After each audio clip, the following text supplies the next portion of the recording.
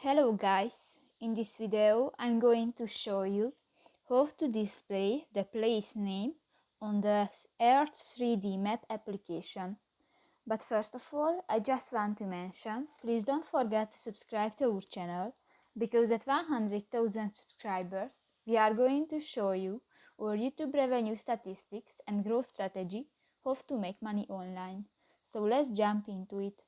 First of all, open the application on your device. Tap to the layers icon under the search icon at the upper right corner of the screen.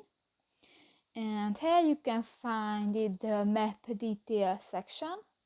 And tap to the square icon in the place name option. And the place names will appear.